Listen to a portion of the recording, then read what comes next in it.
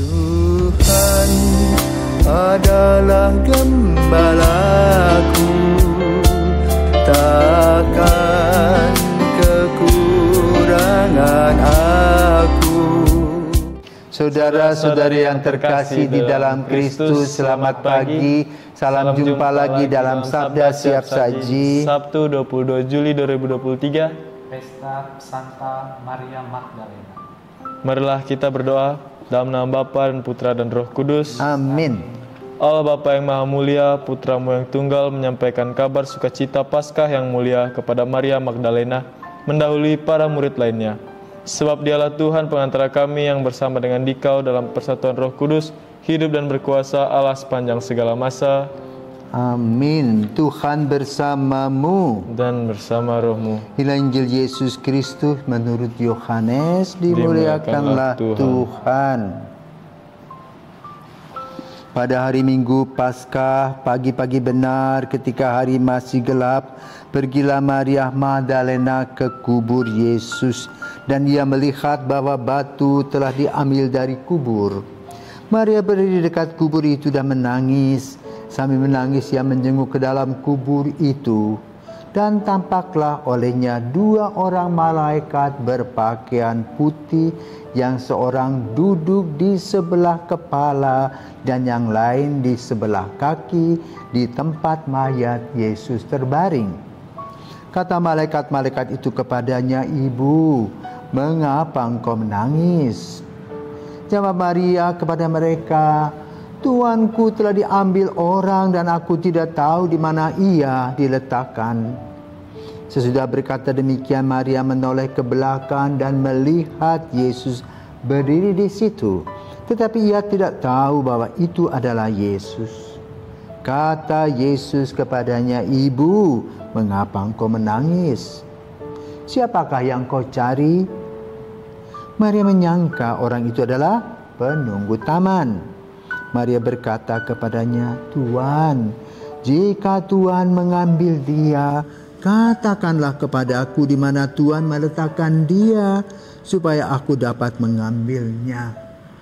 Kata Yesus kepadanya, "Maria." Maria berpaling dan berkata kepadanya dalam bahasa Ibrani, "Rabuni," artinya guru.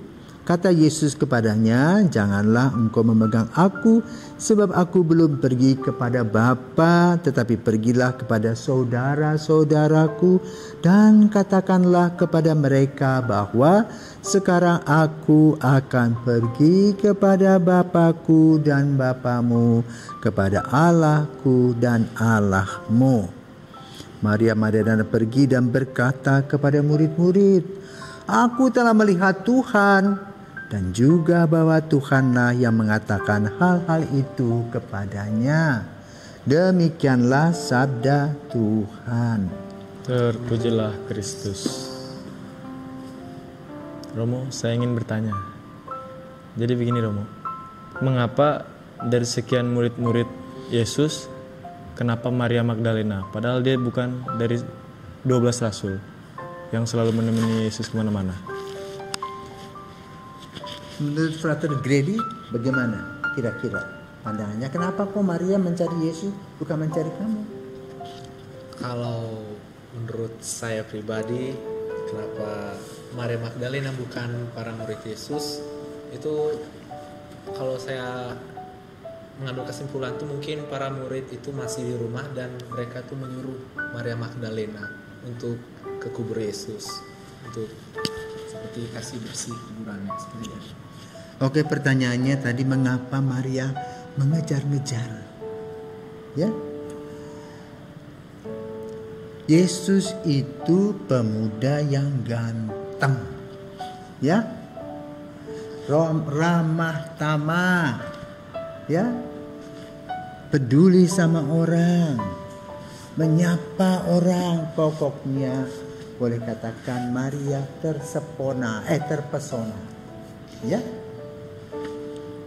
Dan lalu dia pikir, gua cantik, dia adalah bunga dari Magdala.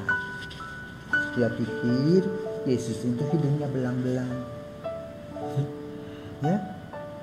Jangan gua godai dia. Banyak toh di mana-mana godaan-godaan itu lalu melalui gadis-gadis atau ibu-ibu yang cantik.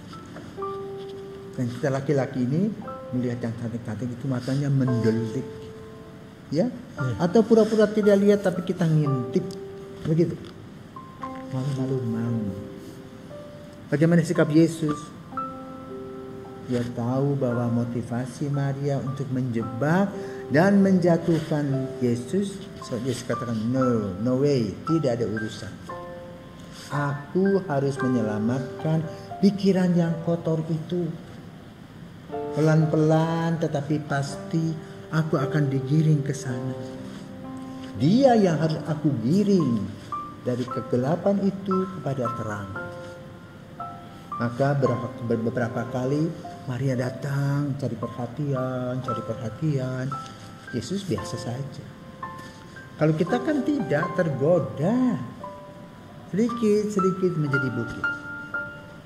Maka digambarkan waktu itu bagaimana dia menyesal. Ya, sudah berpikir buruk tentang sifat Yesus. Dia pikir pemuda hidung belang. Maka kemudian dia menyesal, dia mencuci kaki Yesus dengan minyak wangi. Ya, sejak itulah Yesus mengusir kegelapan itu dari Maria Magdalena dan dia menjadi orang yang baru dalam roh. Maka Maria bukan lagi perempuan yang suka pencundang laki-laki, terutama Yesus dan juga kepada para murid lainnya, tetapi dia menjadi orang yang baru di dalam roh dan mengajak orang untuk ikut Yesus dengan pandangan positif. Nasihat-nasihat pribadi pasti banyak dilakukan oleh Yesus. Maka ketika Yesus wafat, dia merasa kehilangan. Kenapa? Bapak-bapak yang lain takut akan kecantikannya. Salah-salah aku dijebak. Tetapi Yesus tidak. Dan Yesus tidak pernah berbuat kasar. Yesus menghormati dan menghargai. Maka wanita ini enggan pada Yesus. Ketika Yesus disalibkan, dia juga ada bersama Ibunda Maria. Menangis. Maka lalu ketika Yesus sudah dikuburkan dan dia berpikir bahwa Yesus belum dimandikan, dialah yang mempunyai gagasan untuk mengkoordinir ibu-ibu agar ibu-ibu mempersiapkan rempah-rempah untuk memandikan Yesus. Karena menurut adat Yahudi, seseorang yang meninggal harus dicuci, dibersihkan sebanyak 7 kali. Dan Yesus tidak sempat. Kenapa? Ia wafat pada jam 3 dan jam 3 itu sudah memasuki hari Paskah. Maka koordinasinya berhasil. Ibu-ibu mengendap-endap. Kapan mengendap-endap?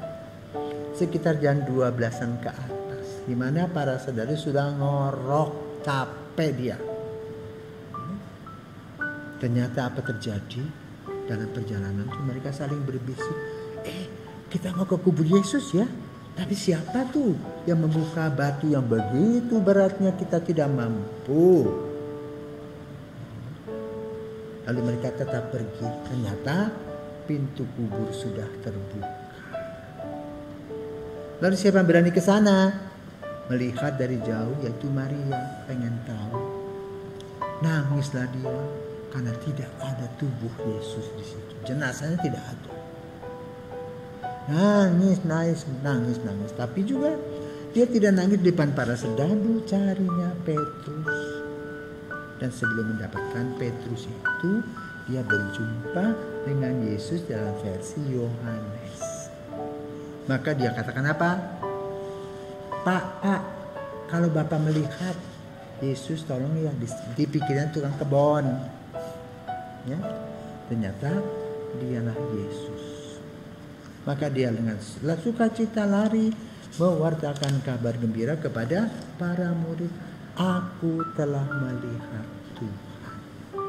Dan ketika Yesus mengatakan kepadanya Maria, dia melihat Rabuni, dan dia memegang kakinya. Yesus bilang, enggak, sorry, enggak pegang. Aku akan ke Yerusalem. Katakan kepada teman-teman. Jadi dialah yang mengatakan Yesus wafat bangkit pertama kali. Apa yang terjadi dengan peristiwa Yesus ini? Yesus bisa mengubah batu menjadi roti. Orang yang terhimpit menjadi bebas. Orang berdosa bisa hidup baik.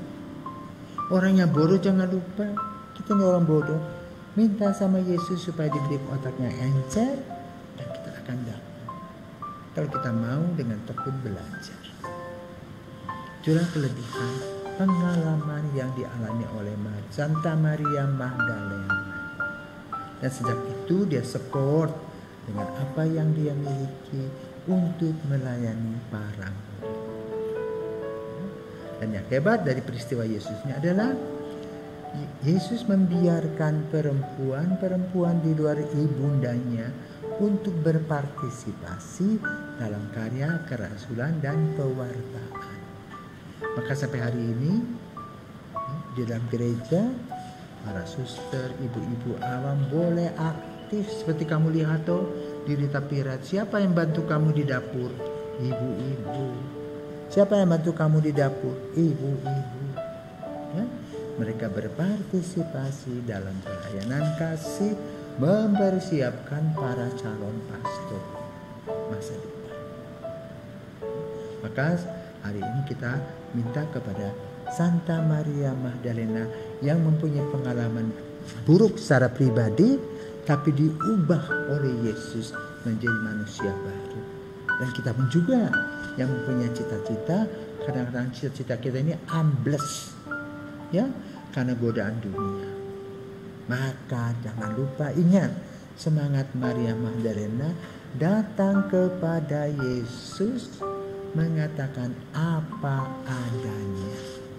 Yesus membantu, mengungkit, mengangkat kita menjadi orang-orang yang hebat pada waktunya, sebagaimana Maria Magdalena mengalaminya. Begitu frater, begitu Mas Adi.